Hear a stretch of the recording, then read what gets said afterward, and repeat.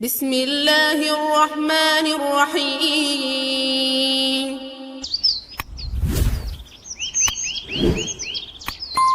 அன்புள்ள அல்லாஹ்வின் நல்லடியார்களே, அல்லாஹ் இந்த உலகத்தில் மனிதனாக படைத்த யாரும் பிரச்சனை இல்லாதவர்கள் கிடையாது.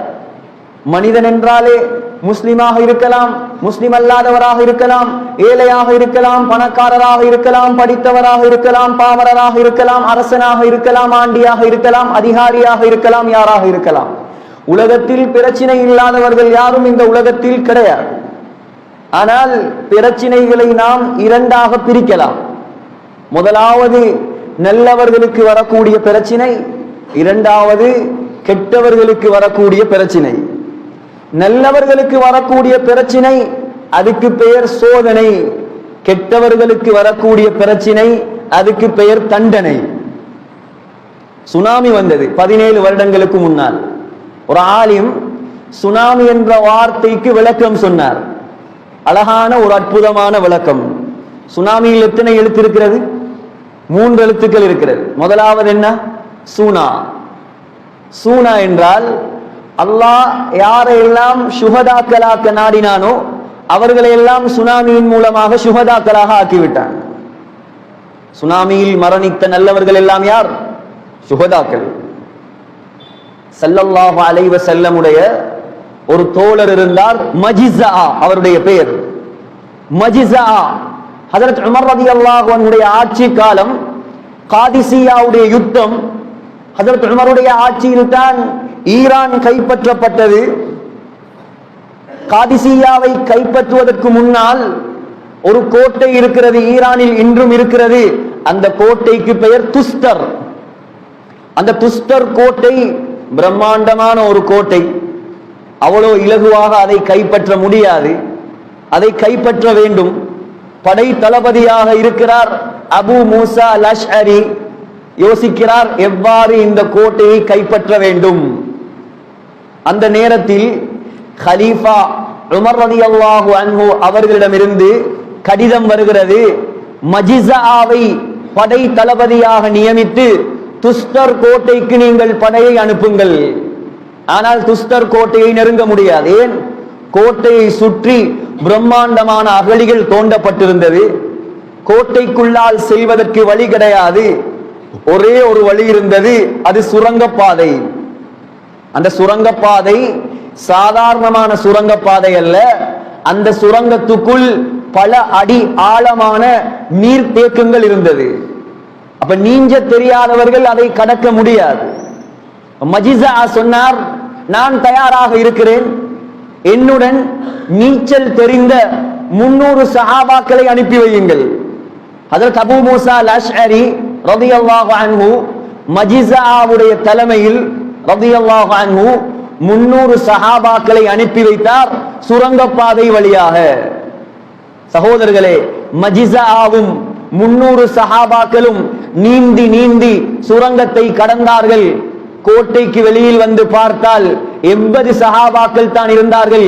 220 சஹாபாக்கள் நீரில் மூழ்கி மரணித்து விட்டார்கள். இவர்கள் எல்லாம் யார்? சுஹதாக்கள். நீரில் மூழ்கி மரணிக்கும் நல்லவர்கள் சுஹதாக்கள். சுனாமியின் இரண்டாவது எழுத்து நாவண்ணா.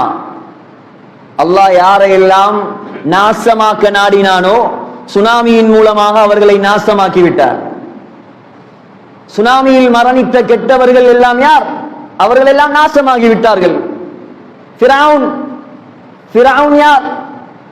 உலமாக்கள் சொல்கிறார்கள், ஷைத்தானை விட மோசமான ஒருவன் தான் ஃபிரௌன். ஏன்? ஷைத்தான் ஒரு இடத்திலும் சொன்னது கிடையாது நான் தான் அல்லாஹ் என்பதாக. ஆனால் ஃபிரௌன், அன ரப்புகுமுல் அஅலா மா அலிம்து லகும் மின் இலாஹின் கைரி, என்னை தவிர வேற ரப்பு உங்களுக்கு இல்லை, நான் தான் உயர்ந்த ரப்பு என்று சொன்னவன். சகோதரர்களே, அல்லாஹ் நமக்கு அனுப்பினான் ஒரு சுனாமி, ஃபிரௌனுக்கு அனுப்பினான் டபுள் சுனாமி.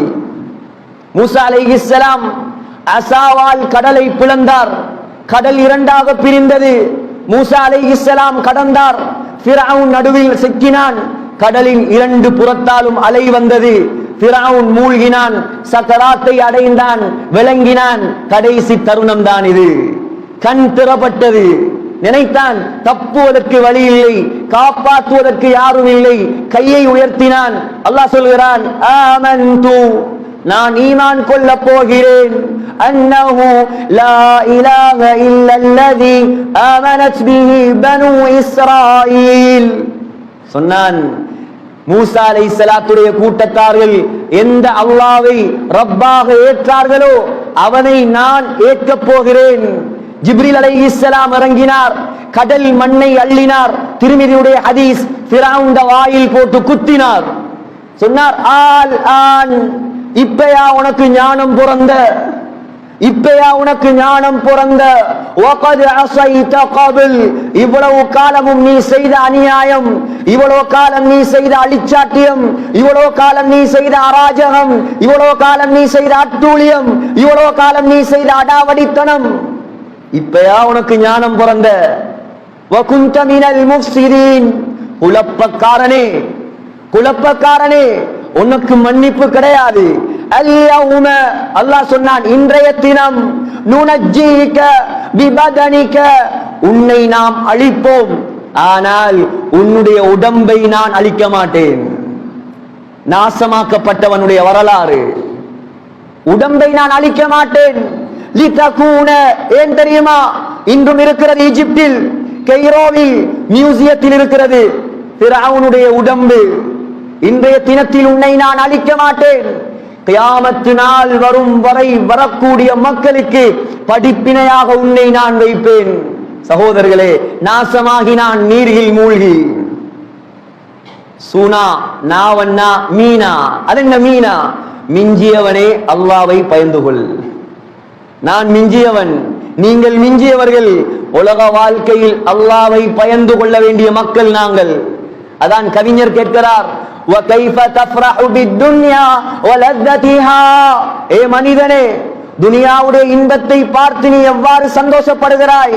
யா மன் யுஅத்து அலைஹி அல்-லஃபு வன்-நஃபஸு, அல்லாஹ் உன்னுடைய ஒவ்வொரு வார்த்தையையும் எண்ணிக்கொண்டிருக்கிறான். அல்லாஹ் உன்னுடைய ஒவ்வொரு மூச்சையும் எண்ணிக்கொண்டிருக்கிறான், ஒவ்வொரு பேச்சையும் எண்ணிக்கொண்டிருக்கிறான். சகோதரர்களே, நல்லவர்களுக்கு வந்தால் அது சோதனை, கெட்டவர்களுக்கு வந்தால் அது தண்டனை. உலகத்தில் வாழ்ந்தார்கள் நல்லவர்கள், தங்களுக்கு வந்த சோதனைகளை சாதனைகளாக மாற்றினார்கள். உலகத்தில் வாழ்ந்தார்கள் கெட்டவர்கள், ஃபிரௌனை போன்றவர்கள், தமக்கு வந்த தண்டனைகளை வேதனைகளாக எடுத்துக்கொண்டார்கள். இப்ராஹிம் அலைஹிஸ்ஸலாம், இப்ராஹிம் அலைஹிஸ்ஸலாம் யார்? அல்லாஹ்வுடைய நண்பன். நான் சொல்வதா இந்த வசனம்? அல்லாஹ் சொல்லும் வசனம். வத்தகதல்லாஹு இப்ராஹீம கலீலா, இப்ராஹிம் அலைஹிஸ்ஸலாத்தை அல்லாஹ் நண்பனாக தேர்ந்தெடுத்தான். குர்ஆனில் இருந்து நான் பேசுகிறேன். சகோதரர்களே, உலமாக்கள் சொல்கிறார்கள், இப்ராஹிம் அலைஹிஸ்ஸலாத்தை அல்லாஹ் ஏன் நண்பனாக தேர்ந்தெடுத்தான்? இப்ராஹிம் அலைஹிஸ்ஸலாம் யார்? நபிமார்களில் சிறந்தவர்கள், ரசூல்மார்கள். ரசூல்மார்களில் சிறந்தவர்கள், குர்ஆனில் சொல்லப்பட்ட 25 ரசூல்மார்கள். அந்த 25லும் சிறந்தவர்கள் 5 நபிமார்கள். அந்த 5 ரசூல்மார்களுக்கு பெயர் உலுல் அஸ்ம். உலுல் அஸ்ம் என்றால் முதலாவது அந்தஸ்து முஹம்மது ஸல்லல்லாஹு அலைஹி வஸல்லம், இரண்டாவது அந்தஸ்து இப்ராஹிம் அலைஹிஸ்ஸலாம், மூணாவது மூசா அலைஹிஸ்ஸலாம், நாலாவது ஈசா அலைஹிஸ்ஸலாம், ஐந்தாவது நூஹ் அலைஹிஸ்ஸலாம். உயர்ந்த அந்தஸ்தில் உள்ளவர் இப்ராஹிம் அலைஹிஸ்ஸலாம். ஏன் அல்லாஹ் இந்த அந்தஸ்தை கொடுத்தான்? ஏன் அல்லாஹ் அவரை நண்பராக தேர்ந்தெடுத்தான்? உலமாக்கள் 4 காரணங்கள் சொல்கிறார்கள். முதலாவது காரணம், சல்லம கல்பஹு இலர் ரஹ்மான், உள்ளத்தை அல்லாஹ்வுக்காக அர்ப்பணித்தார். ஒரு முஃமினுடைய உள்ளம் அல்லாஹ்வுடைய இல்லம். அதில் முதல் இடம் இருக்க வேண்டும் அல்லாஹ்வுக்கு, இரண்டாவது இடம் இருக்க வேண்டும் முஹம்மது ஸல்லல்லாஹு அலைஹி வஸல்லம் அவர்களுக்கு, அதற்கு பின்னால் தான் மற்றவர்கள். உள்ளத்தில் கை வைத்து கேட்போம், முதல் இடம் அல்லாஹ்வுக்கு இருக்கிறதா அல்லது துனியாவுக்கு இருக்கிறதா? முதலிடம் அல்லாஹ்வுக்கு இருக்கிறதா அல்லது மனைவிக்கு இருக்கிறதா? இப்ராஹிம் அலைஹிஸ்ஸலாம் ஏன் நண்பனாக மாறினார்? சகோதரர்களே, இப்ராஹிம் அலைஹிஸ்ஸலாம் அல்லாஹ்வை மக்களுக்கு அறிமுகப்படுத்தும் பொழுது அவருக்கு வயது 16.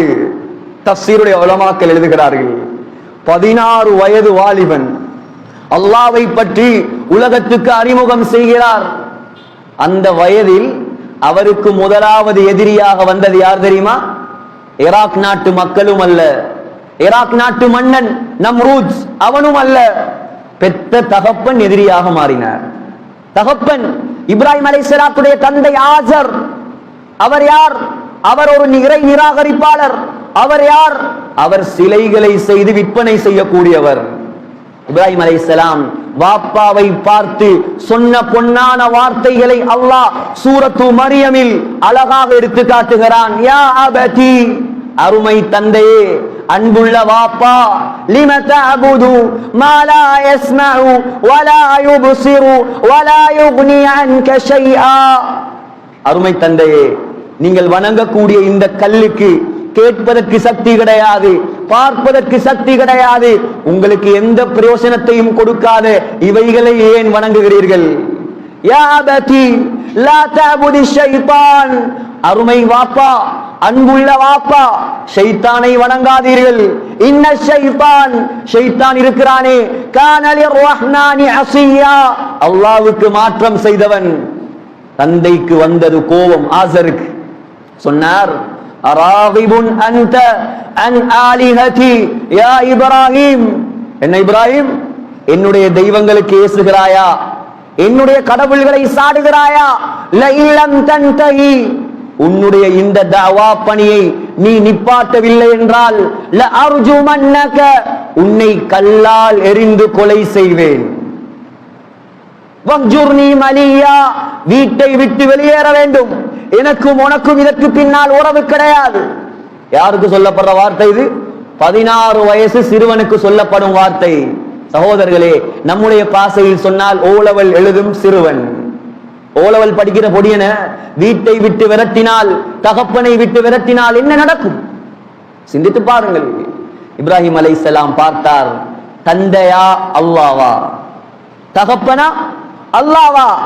பெத்த தகப்பன் தேவையில்லை, படைத்த அல்லாஹ் தான் முக்கியம். பெற்றவன் எனக்கு முக்கியம் அல்ல, படைத்தவன் தான் முக்கியம். அல்லாஹ்வுக்காக தந்தையை இழந்தார். அல்லாஹ் கொடுத்த கிஃப்ட் என்ன தெரியுமா?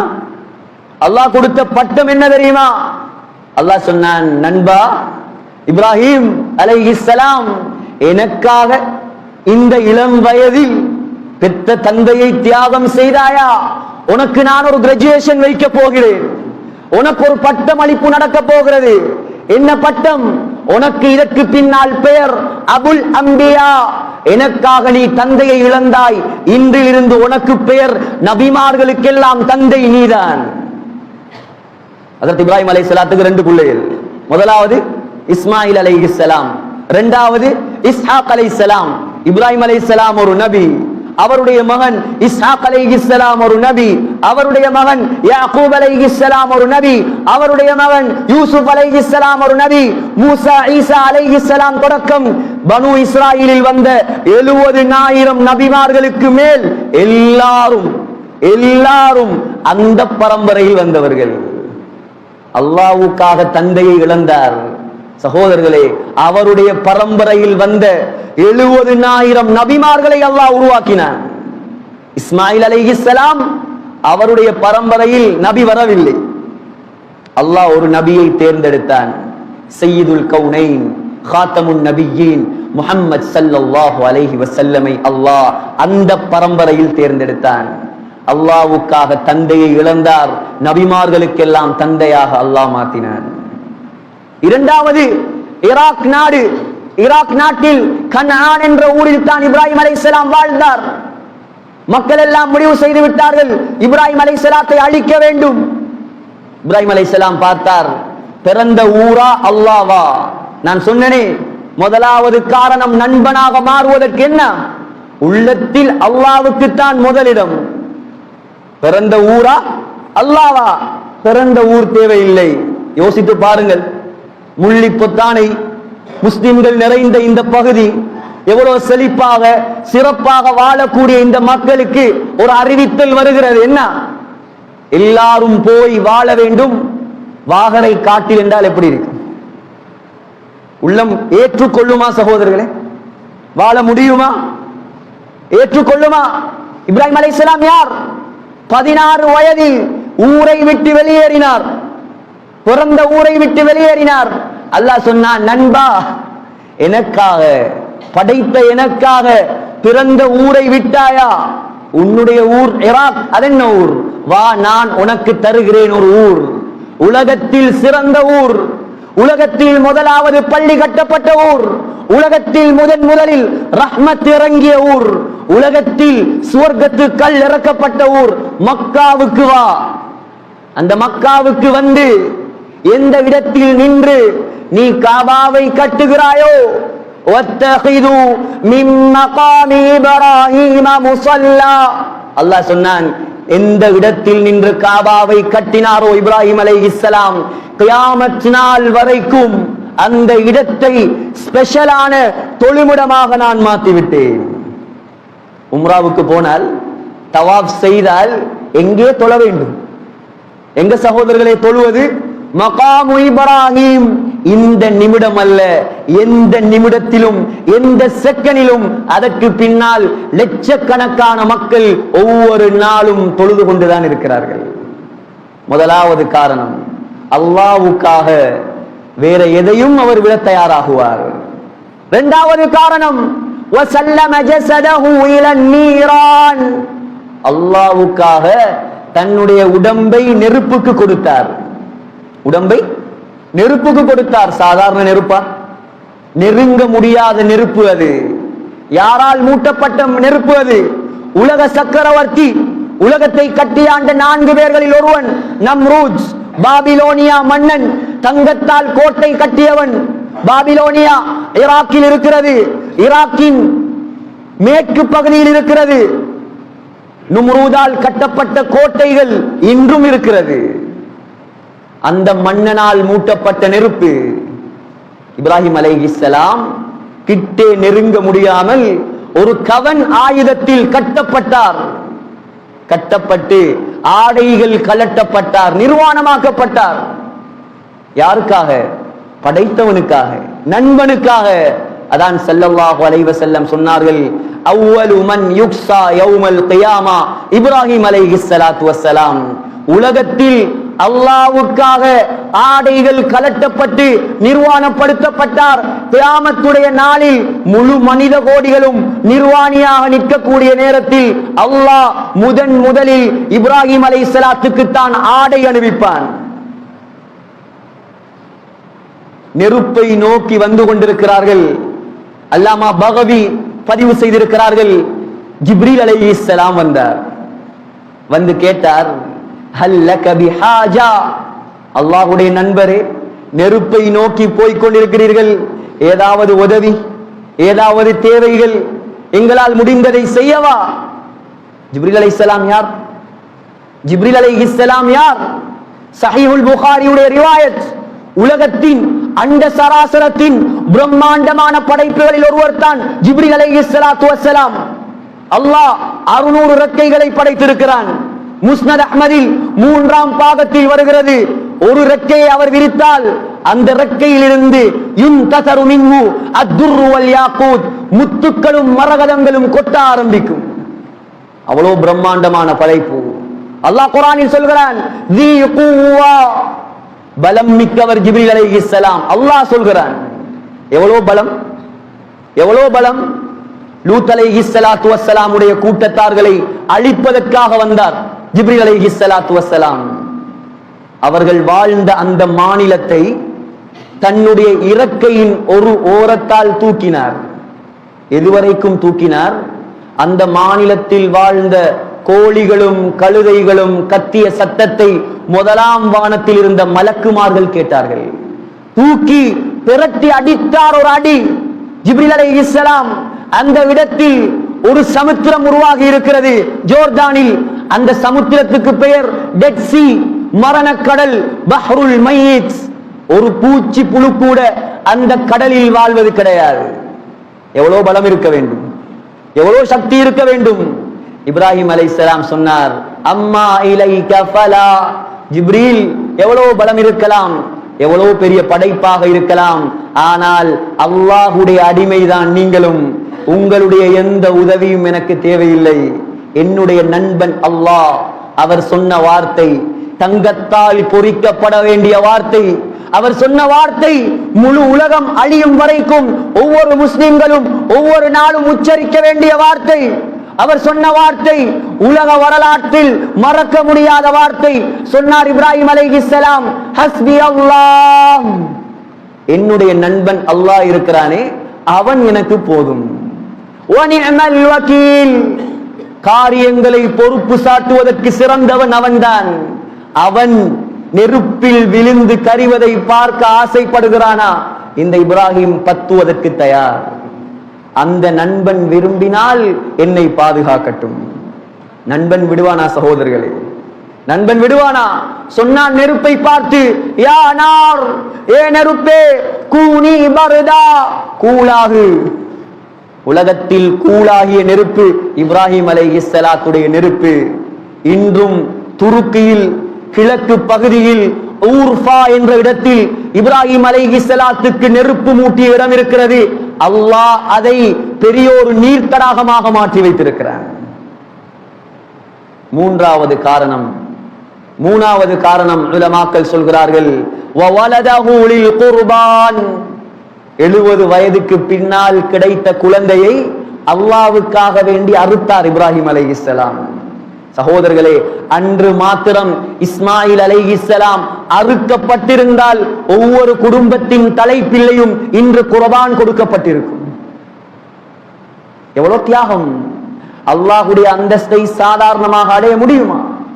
அல்லாஹ்வுடைய நெருக்கத்தை சாதாரணமாக அடைய முடியுமா? உலகத்தில் பணத்தால், பலத்தால், பட்டத்தால் சாதிக்கலாம் என்று நினைக்காதீர்கள்.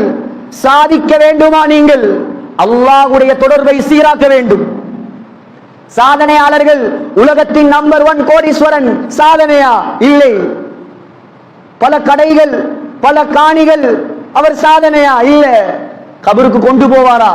1 ரூபா சல்லிய காட்டுங்கள். ஏழும் என்றால் ஒருவனை காட்டுங்கள். கார்ல கபருக்கு போனவரை காட்டுங்க. சந்துக்குள்ளதான் போகணும் சகோதரர்களே. சாதிக்க வேண்டும் என்றால் அல்லாஹ்வோட தொடர்பை நெருக்குங்கள். சாதித்தார் இப்ராஹிம் அலைஹிஸ்ஸலாம். புள்ளைய அறுக்கிறது சாதாரண விஷயமா? அல்லாஹ்வே குர்ஆன்ல சொல்றான், வயிலிப்தலா இப்ராஹீம ரப்புஹு பிகலிமாத்தின் ஃபஅதம்மஹுன்ன. அல்லாஹ் சொல்றான், இப்ராஹீமை நான் பல சோதனைகள் வைத்தேன். இப்ராஹிமுக்கு பல எக்ஸாம்கள் வைத்தேன். எல்லா எக்ஸாம்லையும் அவர் பாஸ் ஆகினார். ஆனால் அல்லாஹ்வே சொல்றான், குழந்தையை அறுத்ததிருக்கிறதே லபலாஉம் முபீன், அது பயங்கரமான ஒரு சோதனை தான். எப்படி இருக்கும் சகோதரர்களே? சிந்தனை கேடுங்கள். ஒவ்வொரு ஹஜ் பெருநாளிலும் கேட்பீர்கள். சம்பவத்தை நான் சொல்ல தேவையில்லை. 4வது உலமாக்கள் சொல்கிறார்கள், இப்ராஹிம் அலைஹிஸ்ஸலாத்தை அல்லாஹ் ஏன் நண்பனாக தேர்ந்தெடுத்தான்? அவருடைய விருந்து பிரசாரம். எப்படிப்பட்ட விருந்து பிரசாரம்? அல்லாஹ்வே குர்ஆனில் சொல்கிறான், ஹல் அதாக ஹதீஸு தைஃபி இப்ராஹீமல் முக்ரமீன். நபியே, இப்ராஹிம் அலைஹிஸ்ஸலாத்துடைய விருந்தாளிகளின் செய்தி உங்களுக்கு வந்ததா? 3 மலக்குமார்கள் வந்தார்கள், மனித ரூபத்தில் வந்தார்கள். இப்ராஹிம் அலைஹிஸ்ஸலாம் மனிதர்கள் வந்திருக்கிறார்கள் என்பதாக நினைத்து 3 பேருக்கும் ஒரு மாட்டை முழுதாக பொரித்து வைத்தார். 3 பேருக்கு சாப்பாடு, ஒரு மாடு. சும்மா மாடல்ல, வஜாஅ பிஇஜ்லின் ஸமீன், கொழுத்த மாடு. அல்லாஹ் குர்ஆனில் சொல்கிறான். விருந்தாளியை உபசரிப்பது இஸ்லாமியர்களின் சின்னம். அது அப்துல்லாஹ் பின் சலாம் ரலியல்லாஹு அன்ஹு சொல்கிறார், நான் மதீனாவில் காலடி எடுத்து வைத்தவுடன் முஹம்மது ஸல்லல்லாஹு அலைஹி வஸல்லம் சொன்ன முதலாவது வார்த்தை அஃஷுஸ் ஸலாம், சலாத்தை பரப்புங்கள், வ அத்இமுத் தஆம், விருந்து கொடுங்கள். ஸல்லல்லாஹு அலைஹி வஸல்லமுடைய வாயில் நான் கேட்ட முதலாவது வார்த்தை. சகோதரர்களே, சாதித்தார் இப்ராஹிம் அலைஹிஸ்ஸலாம். சாதித்தார். சோதனைகளை சாதனைகளாக மாற்றினார். உலகத்தில் நினைக்காதீர்கள் சாதிப்பதற்கு பணம் தேவையா? இல்லை. சிலர்கள் நினைக்கலாம், நான் பலகீனமானவன், நான் என்ன சாதிப்பது? சிலர் நினைக்கலாம், நான் பணம் இல்லாதவன், நான் என்ன சாதிப்பது? சிலர் நினைக்கலாம், குடும்ப அந்தஸ்து இல்லாதவன் நான் எங்க சாதிக்கிறது? சகோதரர்களே சாதித்திருக்கிறார்கள். பணம் இல்லாதவர்கள் சாதித்திருக்கிறார்கள், சாதித்திருக்கிறார்கள். பலம் இல்லாதவர்கள் சாதித்திருக்கிறார்கள். மலடிகள் உலகத்தில் சாதித்திருக்கிறார்கள், விதவைகள் உலகத்தில் சாதித்திருக்கிறார்கள். ராபியா அல் அதவியா ரஹ்மத்துல்லாஹி அலைஹா. ராபியா யார்? பெண் வலி என்றாலே அனைத்து உலமாக்களுடைய பேனை முதலாவதாக எழுதும் ராபியா என்ற பெயரை. அந்த ராபியாத்துல் அதவியா யார்? அவ ஒரு கருப்பு பெண்மணி. அந்த ராபியாத்துல் அதவியா ஒரு அடிமை பெண்மணி. அந்த ராபியாத்துல் அதவியா ஒரு பெரன் மலடி.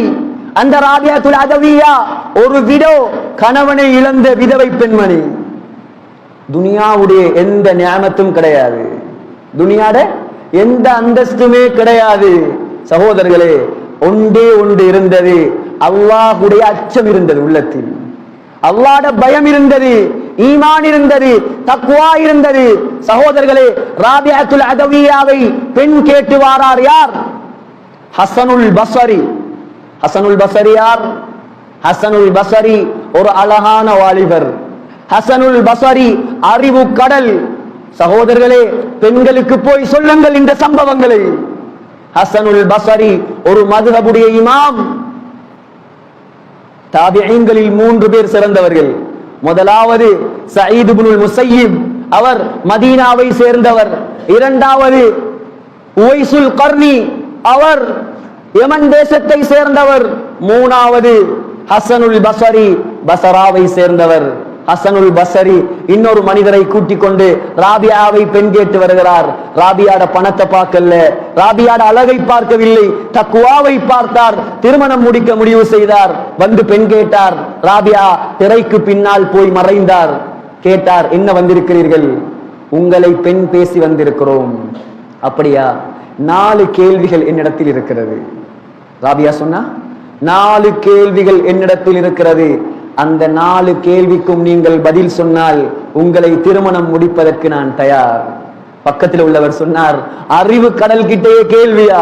என்ன கேள்வி கேட்டாலும் அவர் பதில் சொல்வார். முதலாவது கேட்டார் ராபியா, ஹல் அமூது முஸ்லிமதன் அவ் காஃபிரதன்? ஹசன், ஹசன், நான் மரணிக்க கூடிய நேரத்தில் முஸ்லிமாக மரணிப்பேனா அல்லது காஃபிராக மரணிப்பேனா? ஹசன் சொன்னார், எனக்கு எப்படி தெரியும், எனக்கு தெரியாது. அப்படியா? முதலாவதுல ஃபெயில்.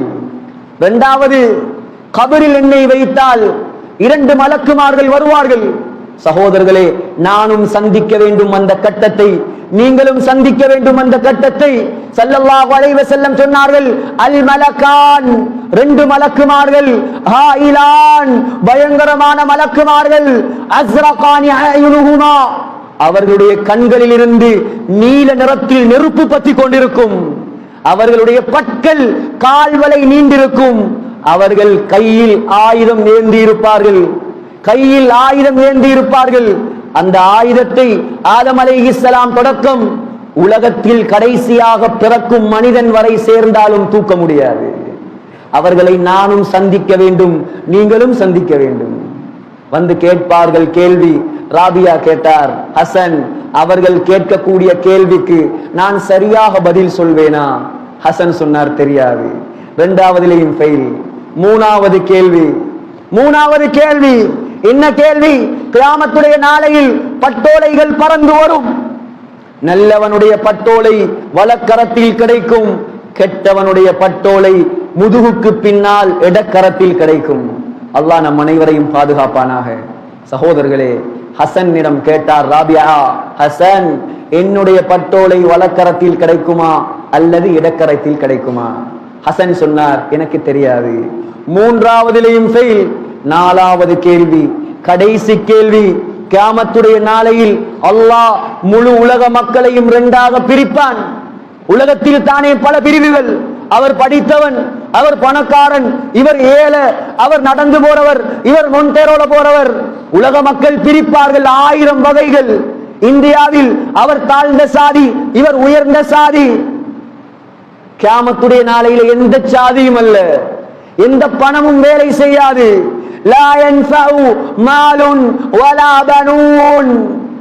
செல்வத்தால் அங்கே சாதிக்க முடியாது, பணத்தால் சாதிக்க முடியாது, பிள்ளைகளால் சாதிக்க முடியாது. அங்கே ரெண்டே ரெண்டு கூட்டம் தான். அல்லாஹ் சொல்கிறான் குர்ஆனில், ஃபரீகுன் ஃபில் ஜன்னah, முதலாவது கூட்டம் சுவர்க்கவாதிகள், வ ஃபரீகுன் ஃபிஸ் ஸஈர், இரண்டாவது கூட்டம் நரகவாதிகள். ஹசன், நான் சுவர்க்கவாதியா அல்லது நரகவாதியா? சொன்னார் ஹசன், எனக்கு தெரியாது. எனக்கு எப்படி தெரியும்? ராபியா சொன்னார், ஹசன், திருமணம் முடித்து இந்த வாழ்க்கை வாழ்வதற்கு நான் தயாரில்லை, வேற யாரையாவது பார்த்து திருமணம் முடித்துக் கொள்ளுங்கள். ஒவ்வொரு நாளும் இந்த கேள்விகள் என்னை வாட்டிக் கொண்டிருக்கின்றன, நான் இவைகளுக்காக தயாராக வேண்டும்.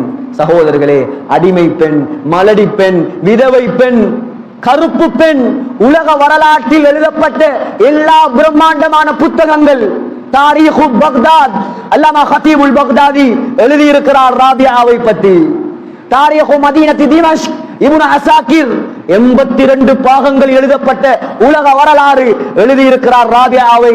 தாரீஹு தபரி எழுதியிருக்கிறார் ராபியாவை. அல் காமில் ஃபி தாரீக் இப்னு அசீர் எழுதியிருக்கிறார் ராபியாவை. சகோதரர்களே, கருப்பாக இருந்தாலும் பணம் இல்லாமல் இருந்தாலும் அல்லாஹ்வுடைய அச்சத்தோடு உலகத்தில் வாழ்ந்தார், சாதனையாளர்களின் பட்டியலில் எழுதப்பட்டார். ஆக அல்லாஹ்வின் நல்லடியார்களே, நாம் முடிவு செய்வோம். இன்றைய நாள் நாம் முடிவு செய்வோம், நமக்கு வரக்கூடிய பிரச்சனைகள் அது சோதனையா அல்லது தண்டனையா? பிரச்சனையான காலம், சோதனையான காலம்.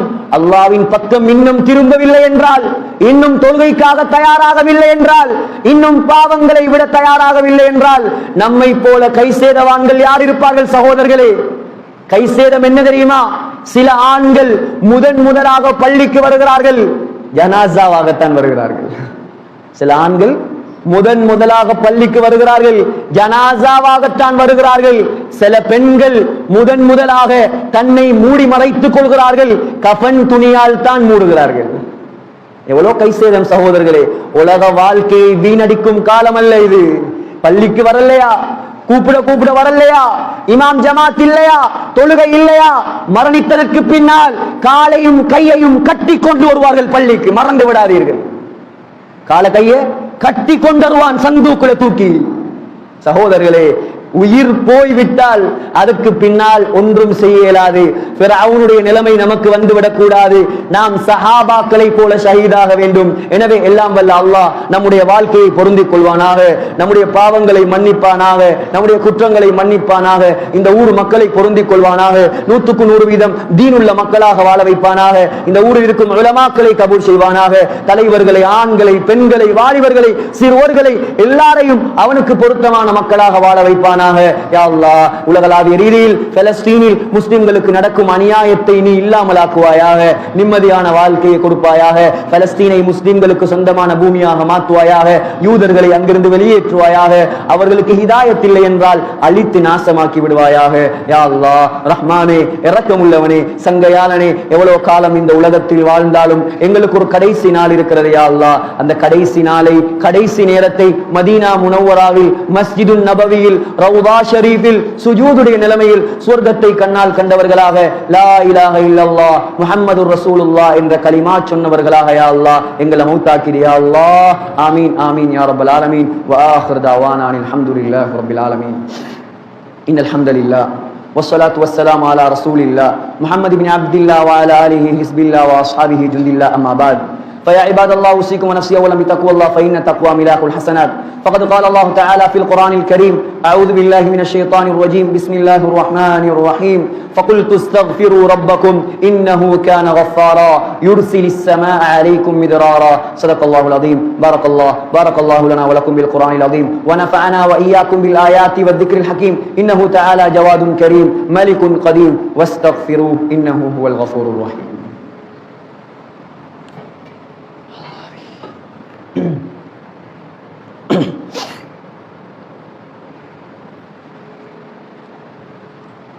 إن الحمد لله الحمد لله الذي هدانا لهذا وما كنا لنهتدي لولا أن هدانا الله، والصلاة والسلام على أشرف الأنبياء والمرسلين محمد وعلى آله وأصحابه ومن تبعهم بإحسان إلى يوم الدين. ما بعد، فيا عباد الله، أوصيكم ونفسي أولا بتقوى الله، فإن التقوى ملاك الحسنات. فقد قال الله تعالى في القرآن الكريم: أعوذ بالله من الشيطان الرجيم، بسم الله الرحمن الرحيم، فقلت استغفروا ربكم إنه كان غفارا يرسل السماء عليكم مدرارا ويمددكم بأموال وبنين ويجعل لكم جنات ويجعل لكم أنهارا. صدق الله العظيم. وقال النبي صلى الله عليه وسلم: طوبى لمن وجد في صحيفته استغفارا كثيرا، أو كما قال عليه الصلاة والسلام. واعلموا عباد الله أن الله تعالى أمركم أمرا عميما، وبدأ بنفسه تعظيما، وثنى بملائكته المسبحة بقدسه تكريما، وقال جل جلاله عظيما: إن الله وملائكته يصلون على النبي يا أيها الذين آمنوا صلوا عليه وسلموا تسليما. اللهم صل على من أمرتنا بالصلاة والتسليم عليه، سيدنا محمد وعلى آله وأصحابه المحبوبين إليه. اللهم ارض عن ساداتنا أبي بكر الصديق صاحب الغار، وعن عمر بن الخطاب سيد الأغرار، وعن عثمان ذي النورين شهيد يوم الدار، وعن علي المرتضى قاتلة الكفرة والفجار، وعن البقية الستة المبشرة بالجنة دار القرار، ساداتنا سعد وسعيد وعامر وطلحة والزبير وعبد الرحمن هم الأبرار، وعن سيدنا حمزة والعباس عمي نبيك المختار، وعن سيدين الحسن والحسين، وعن أمهما فاطمة الزهراء بنت سيد الأخيار، وعن المهاجرين والأنصار، وعن التابعين والأنوار. اللهم اغفر للمؤمنين والمؤمنات، اللهم اغفر للمؤمنين والمؤمنات